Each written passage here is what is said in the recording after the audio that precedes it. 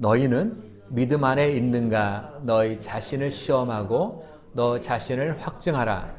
예수 그리스도께서 너희 안에 계신 줄을 너희가 스스로 알지 못하느냐? 그렇지 않으면 너희는 버림받은 자니라. 자, 오늘 이 시간 우리 특별히 우리 토니를 위해서 같이 읽은 영어로 한번 읽도록 하겠습니다. 자, examine yourselves to see whether you are in the faith. Test yourselves. Do not realize that Christ Jesus is in you.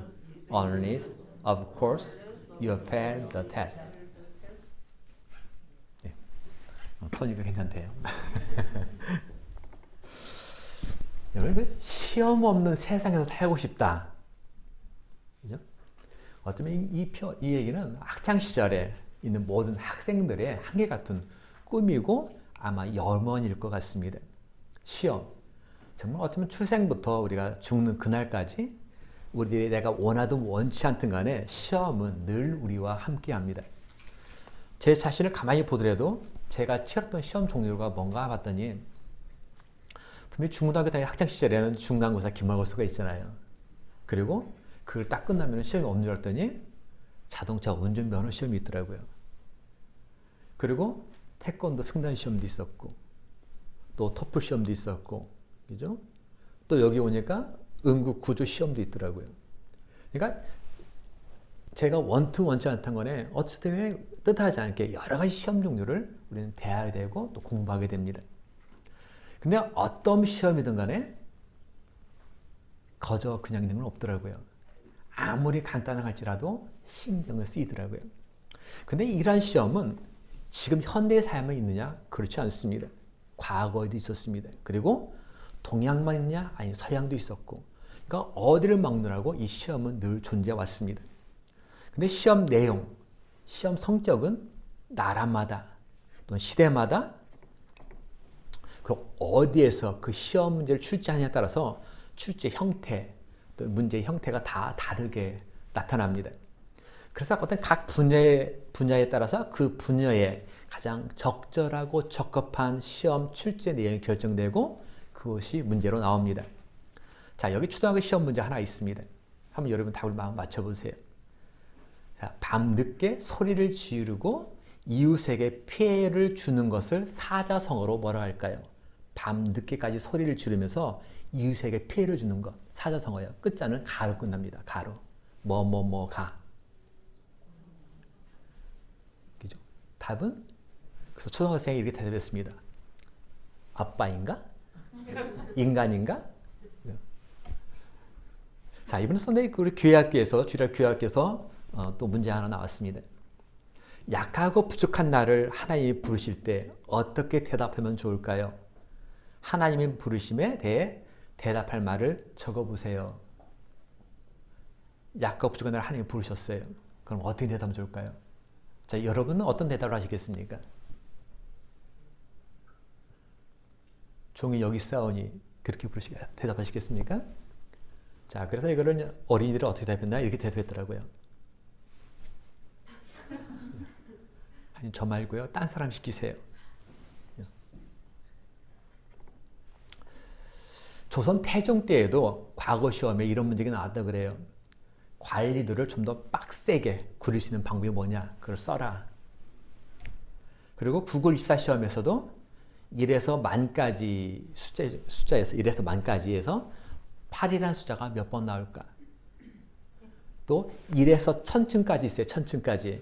그 건물에 엘리베이터 층을 붙이잖아요. 당신은 어떻게 글을 붙이겠는가? 이런 문제가 나왔다 그래요. 자, 이거는 시험을 어디에서 주관하냐에 따라서 시험 문제도 다 제각기 출제됩니다. 자, 그럼 왜 시험 볼까요? 왜 시험이 있는 걸까요? 우리가 잘하는 것이 한마디로 그냥 객관적인 진단을 위해서 시험을 본다. 시험이 필요하다 얘기를 합니다. 그렇지만 아까 말씀드린 것처럼 시험이라는 자체는 어느 누구에든 간에 그것이 중요하다 안 중요하다 뭐 관계없이 나에게 보는 사람은 다 심리적 부담을 당겨줍니다. 그럼에도 불구하고 시험이 필요한 것은 그 시험을 통해서 현재 내가 어떤 상태에 있는지를 알 수 있기 때문에 시험이 필요하고 또한 그 단체 어떤 조직에서 필요한 어떤 적임자를 찾기 위해서 바로 시험이 필요합니다. 자, 여러 초대 교회들 가운데서 가장 상당한 문제를 많이 가지던 교회가 어떤 교회냐면은 고린도 교회였습니다. 참 문제가 많았습니다. 그래서 사도 바울은 편지를 보내면서 그래서 고린도 교회가 건강한 교회의 뿌리 내기를 간절히 원했습니다. 하지만 고린도 교회가 건강한 교회로 뿌리를 내리려면 먼저 뭐가 필요하냐면 거기에 모든 교인들의 믿음이 진짜 어떠한지, 정말 그들의 믿음 상태가 어떠한지를 하나씩 다 진단할 필요가 있었습니다. 그래서 바울이 고린도 교회를 향해서 이렇게 말씀합니다. 너희가 믿음에 있는가 너희 자신을 시험하고 너희 자신을 확증하라. 여러분은 자기가 믿음 안에 있는지를 스스로 시험하여 보고 스스로 점검해 보십시오. 바울이 권고하는 이 물음은 어쩌면 오늘 살아가는 저와 여러분들에게도 동일하게 던져지는 물음입니다. 바울은 지금 우리들에게 너희의 믿음 상태가 어떠한지를 스스로 시험하고 스스로 진단하라 이렇게 권고합니다. 그리고 동시에 너희 현재 교회가 건강한 교회로 뿌리를 내리기 위해서는 우리들의 믿음이 어떠해야 되는지를 진단해야 된다고 이야기합니다. 그래서 우리 약한 부분이 뭔지, 우리 잘하는 부분이 무엇인지를 제대로 알으라는 이야기입니다. 그래서 저는 오늘 이 말씀을 통해서 그래서 진단을 위한 그 세 가지 물음을 한번 우리 각 자신들에게 던져보려고 합니다. 근데 이것은 전에 지구촌 침례교회 이동호 목사님이 건강한 목회를 위해서 필요한 7가지 내용에 첫 번째로 언급된 신앙의 기본기에 해당되는 물음입니다. 이 물음을 우리 시간에 우리 저와 여러분이 한번 같이 던져보기를 원합니다. 그래서 그 속에서 말씀하시는 우리 성령님의 음성에 한번 귀를 기울이시고 우리 각자에게 말씀하시는 주님의 뜻, 마음을 깨닫는 귀한 시간 내이 되시기를 주님의 이름으로 축원드립니다. 자, 첫 번째 진단 물음입니다. 하나님의 말씀을 즐거워하는가? 그렇습니다. 가장 먼저 우리는 하나님의 말씀을 내가 정말 즐거워하는가? 바로 이거를 진단해야 합니다. 여러분 즐거워하십니까? 자, 일반적으로 우리가 몸에 이상이 생기면 가장 빨리 나타나는 증세가 뭐냐면 입맛이 떨어져요. 아프면은. 평소에 잘 먹던 아이들도 몸에 이상이 오면 먹는 것을 꼭 정말 돌 쳐다보시 합니다. 그러면 엄마 대부분 알죠. 얘가 어디 몸이 안 좋구나. 자, 마찬가지로 우리 믿음에 이상이 생기면은 가장 먼저 나타나는 증세가 뭘까요? 바로 꿀순보다 달고 맛있던 이 하나님 말씀을 대하는 우리 자세와 태도가 변하기 시작합니다. 말씀을 전해드릴 때 갈망했는데, 늘 듣고 싶어 했는데, 그런 모습 속에서 또 말씀을 늘 하려고 했던 시간들이 서서히 나로부터 멀어지기 시작합니다. 그리고 말씀을 듣는 시간이 이제는 지루하다라는 느낌이 오기 시작합니다. 사실 음식도 맛있게 먹는 사람이 건강하잖아요. 마찬가지로 하나님 말씀도 맛있게 먹는 사람, 정기적으로 정상적으로 공부를 잘 받는 사람이 그 말씀의 능력 안에 살게 되고 믿음의 건강을 바로 유지하게 됩니다. 그래서 하나님의 말씀을 즐거워하기 위해서는 언제나 말씀을 내 안에 채우고자 하는 간절함인 그런 마음들이 중요합니다. 동시에 또한 내가 말씀 안에 잠겨야지라는 그런 마음도 역시 필요합니다. 자, 하나님 말씀을 내 이런 발목만큼 채우면 나의 지혜, 나의 의지가 더 강하게 작용됩니다. 그런데 이번에는 하나님의 말씀을 발목에서 무릎까지, 아니 허리와 어깨까지 완전히 잠기게 한다면, 그 말씀이 완전히 잠기게 되면 우리가 물속에서 완전히 잠겼을 때 어떻게 됩니까? 부여기 위해서 몸이 자동 뜨잖아요. 마찬가지로 우리 몸도 말씀 안에 완전히 잠기게 되면 말씀의 능력, 지혜, 하나님의 그 인도하심을 겪으면서 살아가게 됩니다. 자, 어떤 분이 부흥에 참석해서 말씀을 통해서 큰 은혜를 받았습니다. 그래서 말씀대로 살겠다 결심을 하고 작정하고 그날부터 말씀을 읽기 시작합니다. 나는 하루에 20장씩 읽으리라. 열심히 하루하루 읽기 시작합니다. 그런데 한 이틀 정도 지나가니까 너무 길어요. 너무 많아요. 10장이. 아니 20장이. 그러니까 어떻게 합니까? 줄여야죠. 10장을 줄였습니다. 또 10장 읽습니다. 한 2, 3일도 지나니까 역시 그것도 너무 많다고 느껴져요. 그래서 이번 5장으로 줄입니다. 또 5장 읽다 보니까 이것도 어느 순간 너무 많다는 느낌이 오는 거예요. 자, 그래서 이번엔 어떻게 할까 하다가 보니까 성경 보니까 성경에는 그 말씀에는 동그라미 나와요. 기억나십니까? 동그라미와 동그라미 나와요. 이렇게 문단이 정해져 있어요. 1절, 2절 있어도 그 안에. 그래서 그럼 나는 동그라미와 동그라미 읽어야지 하고 생각하고 그렇게 읽기 시작했습니다. 근데 아마 이와 같은 경험들은 사실 교회 신앙생활 한다는 사람 웬만한 분들은 다 아마 있으실 거예요. 근데 이 사람이 이렇게 동그라미 읽는데 읽다 보니까 이것도 어느 순간 이게 지루한 거예요. 너무 많다고 느껴지는 거예요. 그래서 그래 하루에 한 구절씩만 읽자 하고 한 구절을 읽기로 결심합니다. 근데 문제는 한 구절을 읽더라도 어디를 읽느냐는 거죠. 창세기 1장 1절부터 한 줄씩 읽기는 그렇고 그래서 궁리하다가 어떤 겁니까? 저희들이 좋아하는 거. 그죠? 성경을 딱 펼치잖아요. 이렇게. 펼쳐서 손가락으로 딱 가리는 그 말씀을 오늘은 내 말씀이다. 하나님 나에게 주신 말씀이다. 라고 받아들이자 하고서 그렇게 실행을 옮깁니다. 자, 그때 딱 해서 나오는 말씀이 뭐였느냐? 마태복음 27장 5절이었습니다. 유다가 은을 성소에 던져놓고 물러가서 스스로 목매어 죽으니라. 자, 이걸 오늘 하나님의 말씀을 딱 읽었는데 그렇게 딱 찍었는데 그럼 어떻게 돼? 이걸 하루를 어떻게 살 수 있을까요? 그죠? 이건 답이 안 나오잖아요. 그래서 이건 아닌가 보다 하고 다시 찍었습니다. 자, 이번에는 딱 찍었더니 누가복음 10장 37절이 나옵니다. 예수께서 이르시되 너도 이와 같이 하라. 이거 결론 무슨 얘기예요? 빨리 죽으라는 얘기잖아요. 그러니까 도저히 그날 할 수 없단 말이에요. 자기 삶에 적용할 수가 없어요. 그래서 이것도 아닌가 보다. 그래서 다시 기도한 마음으로 딱 짚었습니다. 이번에 좀 더 신경을 써서 구약을 짚었습니다. 그랬더니 이사야 14장 9절이 나옵니다. 땅 밑에 소울이 뭡니까? 무덤이에요. 무덤. 죽음의 상태를 얘기해요. 그러니까 땅 밑에 무덤이 땅 밑에 죽어 있는 것이 네가 오는 것을 반겨 맞으려고 들떠 있다. 사실 이 이야기는 우리가 성경을 진지하게 올바르게 읽자는 의미로 미국에 있는 어떤 좀 박사님이 각색한 그 이야기입니다. 자, 여러분은 하나님의 말씀이 정말 달게 느껴지십니까? 그래서 자꾸 듣고 싶어지십니까? 자꾸 읽고 싶어지십니까? 그런 간절한 마음이 있어야 사실 우리 신앙이 건강한 신앙입니다. 자, 두 번째 질문입니다. 즐거운 마음으로 섬기는가? 다시 말하면 즐거운 마음으로 봉사하는가? 교회는 언제나 섬기는 사람들이 필요합니다. 일을 하는 사람이 필요한 것이 아니라 섬기는 사람이 필요한 것이 교회입니다. 하지만 우리가 섬김과 일을 때로는 구분을 잘 못할 때가 있습니다. 섬김이 뭡니까? 섬김은 피곤하지 않습니다. 불평이 없습니다. 하지만 일이라는 것은 때로는 우리가 불평이 생기고 원망이 생기고 짜증이 납니다. 이 섬김은 내가 대가를 바라지 않습니다. 칭찬도 기대하지 않습니다. 그러나 일이라는 것은 칭찬과 대가를 반드시 기대하게 됩니다. 자, 그래서 예수를 믿게 되면 곧바로 우리의 모습이 어떻게 바뀌냐면은 섬김의 삶이 시작됩니다. 예수님을 믿는 순간부터. 왜 그럴까요? 우리가 예수를 따르는 예수쟁이, 바로 그리스도인, 크리스찬이기 때문에 그렇습니다. 우리의 주인 되신 예수님께서 이 땅에 오신 중요한 목적이 뭡니까?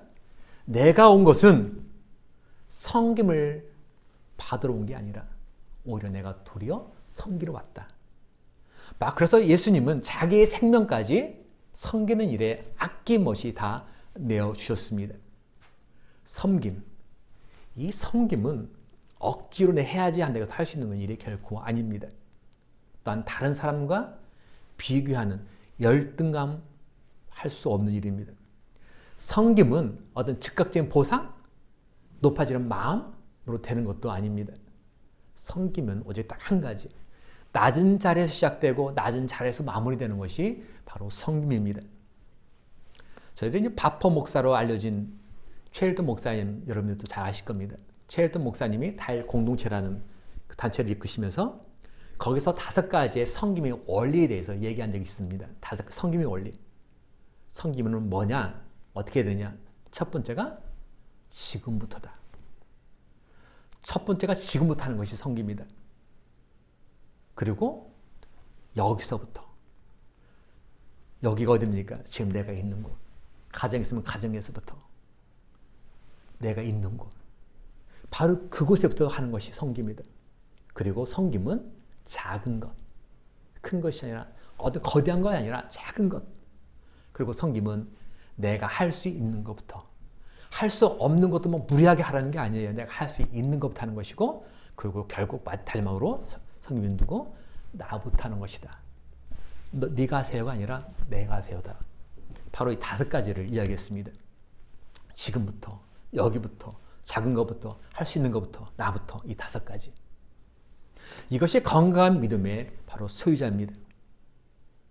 자, 주님의 일은 즐거운 마음으로 할 때에 은혜가 넘칩니다. 여기에 조금 불평물이 들기 시작하면 그 주님의 일이 결국 기쁘지가 않습니다. 은혜가 되지 않습니다. 자, 마지막 또 3번째 물음입니다. 믿음의 언어를 사용하는가? 정말 세번째로 건강한 믿음을 가진 사람은 믿음의 언어를 바로 사용합니다. 그럼 믿음의 언어란 뭘까요? 믿음의 언어. 믿음의 언어는 바로 긍정적인 언어를 얘기합니다. 긍정적인 언어. 이것은 하나님이 나와 함께 하신다는 표현이고 고백입니다. 그래서 예수와 함께라면, 주님과 함께라면 주님이 주신 그 능력으로 나는 할 수 있다는 그 고백이 바로 긍정적인 언어입니다. 왼수가 날 향해 와도 나 쓰러지지 않습니다. 왜요? 주님이 나와 함께하기 때문에 그 믿음의 고백이 바로 이 긍정적인 언어, 바로 믿음의 언어입니다. 그리고 동시에 믿음의 언어란 뭐냐? 바로 축복하는 언어입니다. 사람을 축복하는 것. 그죠? 우리 자녀들을 축복하는 것. 너는 왜 매번 이거 못하니까 아니라 그 우리 자녀를 오히려 축복하는 것. 바로 그것이 믿음의 언어입니다. 동시에 칭찬하고 격려하고 위로하고 감사를 표현하는 언어가 바로 믿음의 언어입니다. 자, 그렇다 보니까 똑같은 현장에서 똑같은 장면을 목격할지라도 거기에서 내가 어떤 언어를 썼느냐에 따라서 바로 사람들의 마음에 소망을 줄 수도 있지만 동시에 절망을 안겨줄 수도 있습니다. 예를 들면 가나안 땅을 정탐했던 정탐꾼이 12명이었잖아요. 12명. 자, 12명 중에서 2명은 믿음의 언어를 사용했습니다. 누굽니까? 여호수아와 갈렙. 2사람 믿음의 언어를 사용했어요. 하지만 나머지 그 10명은 저 이름 없는 그 정탐꾼들의 언어는 불신의 언어였습니다. 그 결국 그는 모두 다 광야에서 죽고 맙니다. 잠언 25장 우리 25절 말씀을 우리 같이 한번 읽어보겠습니다. 25절 같이 있습니다. 먼 땅에서 오는 좋은 기별은 목마른 사람에게 냉수와 같으니라.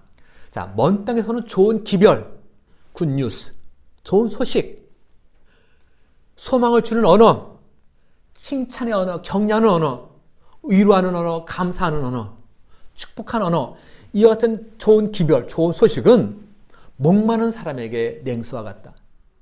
즉 이런 믿음의 언어는 목마른 사람에게 아주 시원한 냉수와 같다고 잠언을 이야기합니다. 목마른 사람의 갈증을 해결해 준다고 바로 이야기합니다.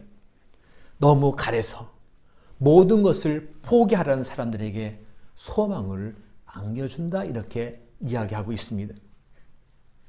자, 그렇다면 이러한 믿음의 언어는 그럼 언제부터 시작될까요? 이런 믿음의 언어를 바로 이 믿음의 언어는 긍정적인 생각에서부터 출발합니다. 그리고 이 긍정적인 생각은 언제나 내가 좋은 일부터 보이고 바로 좋은 소리가 항상 들리게 되어 있습니다. 또한 믿음의 언어를 이야기하게 되어 있습니다. 그래서 하나님께서는 태초에 말씀으로 천지를 만드셨습니다. 믿음의 언어입니다. 긍정적인 언어입니다. 예수님께서도 말씀이 육신이 되어서 이 땅에 오셨습니다. 믿음의 언어로 우리를 창조하셨고 믿음의 언어가 육신의 옷을 입고 죄와 사망과 심판에서 우리를 건져내셔서 구원을 이루셨습니다. 자, 마태복음 12장 우리 이 말씀을 같이 봅니다. 내가 너희에게 이르노니 사람이 무슨 하든지 심판날에 이에 대하여 신문을 받으리니 내 말은 의롭다함을 받고 내 말로 정죄함을 받으리라.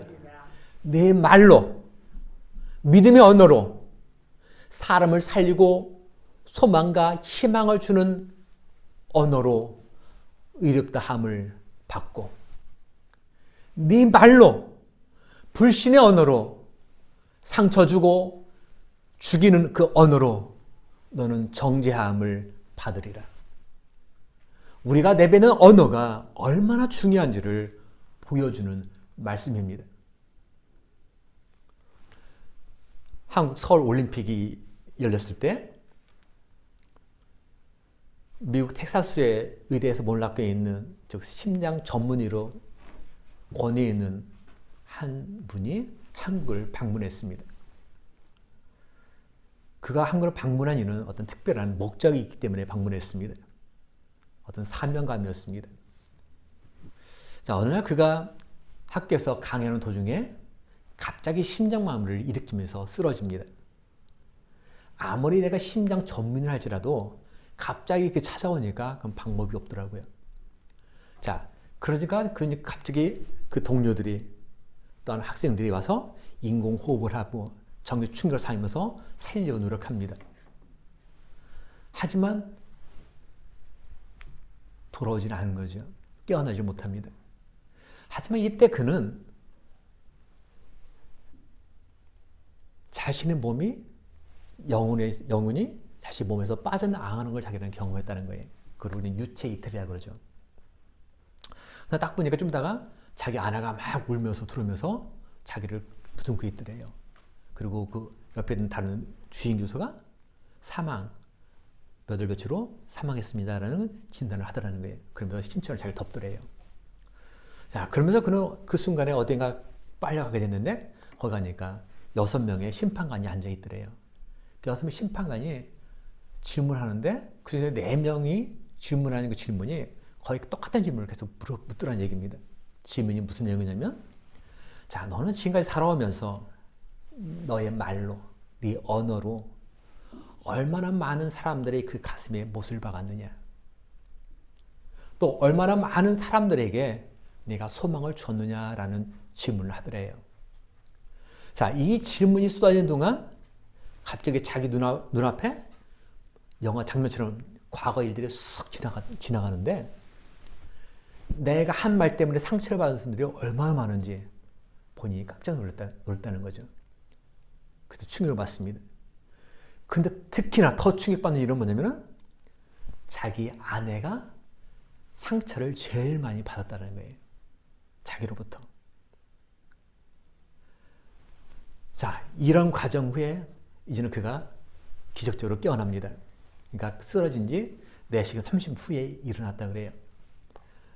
자, 이 일 후에 그는 학교에 휴직기를 냅니다. 그리고 전 세계를 다니면서 자기 경험한 것을 이야기합니다.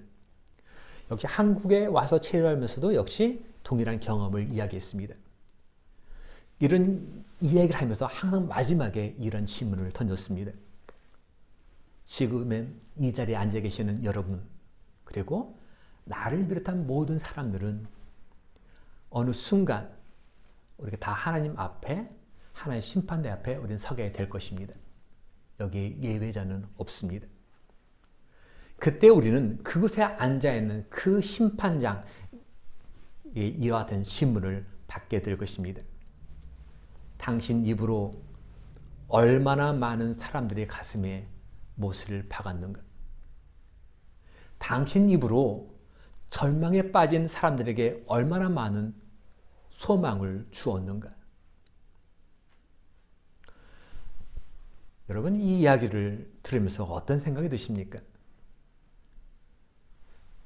또한 우리들의 입에서 나오는 말, 과연 내가 던졌던 이 말들은 과연 어떤 말들이었다고 여러분 생각이 드십니까? 사람을 살리고 희망과 소망을 안겨주는 그 믿음의 언어를 여러분 사용해 오셨습니까?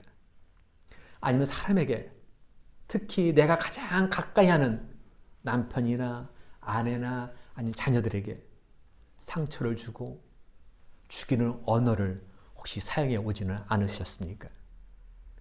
우리 자신들을 스스로 돌이켜보고 점검해보고 침대내 보기를 원합니다.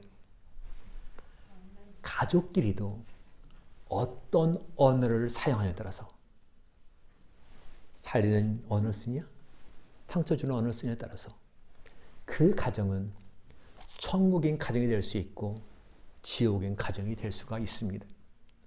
교회 내에서 또한 우리가 서로가 어떤 말을 쓰느냐에 따라서 그 교회는 사람을 살리고 소망과 희망을 안겨주는 건강한 교회일 수도 있고 반면에 상처만 주고 서로를 죽이는 건강하지 못한 교회가 될 수도 있습니다. 그래서 바울은 이렇게 이야기합니다. 너희가 믿음에 있는가 너희 자신을 시험하고 너희 자신을 확증하라. 우리 이 시간 함께 같이 기대해 보기를 원합니다. 여러분 정말 하나님 말씀을 즐거워하십니까? 여러분 정말 즐거운 마음으로 섬기고 계십니까? 정말 믿음의 언어를 여러분 사용하고 계십니까? 이 물음을 던져보면서 주님께서 내 자신을 한번 조용히 내어 드리기를 원합니다. 같이 한번 기도하시겠습니다.